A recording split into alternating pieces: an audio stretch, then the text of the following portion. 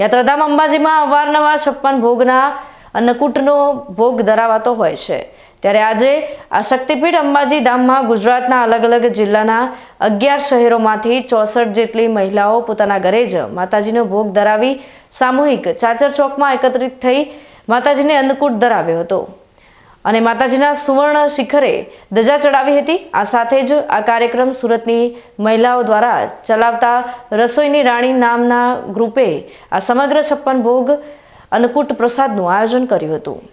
રાજ્યભરમાંથી આવેલી 64 નારી શક્તિએ traditional dress ધારણ કરી એક સાથે માતાજીની અર્ચના કરી ભોગ ધરાવ્યો હતો।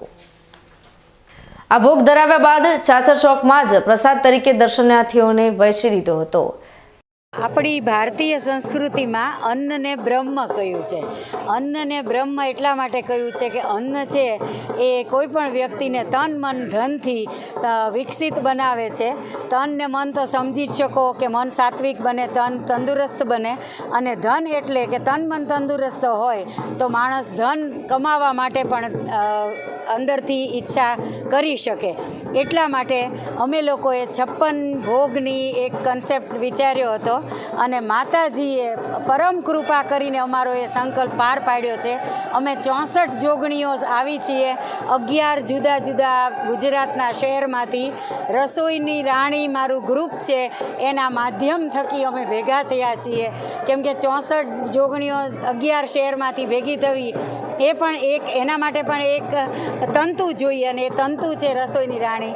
તો હું અમારા સૌ વતી માતાજીને અભ્યર્થના કરું છું અને આગામી કાર્યક્રમ જે થશે એ અમે અગાઉ જણાવશું। પ્લસ અમે 64 જોગણીઓ બેસીને હવન કરવાના છે। મારા ઘરમાં વર્ષના 8 હવન હું કરું છું, બ્રાહ્મણ પુત્રી છું, અને લક્ષ્મીજીનો હવન હું ખુદ કરું છું। અમે યજ્ઞશાળામાં હવન પણ કરશું કે આખા ગુજરાતમાંથી 56 બહેનો અહીંયા પ્રસાદ ઘરેથી બનાવીને લાવી અને ચાચર ચોકમાં હું જાણવા માનું છું ત્યાં સુધી ફર્સ્ટ ટાઈમ એવું છે કે લોકો ઘરેથી લેડીઝો બનાવીને આવી છે।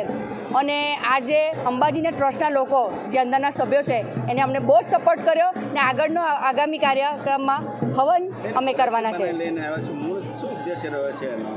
ઉદ્દેશ બસ કંઈ નહીં કે રેડી મીઠાઈ કે બધું તો લોકો બહુ ધરાવે છે અંબાજીમાં, પણ જ્યારે પોતાનો ભાવથી બનાવેલી મીઠાઈ એક રાઈનો દાણો બી માતાજીને અર્પણ થાય એ મહત્વનો છે।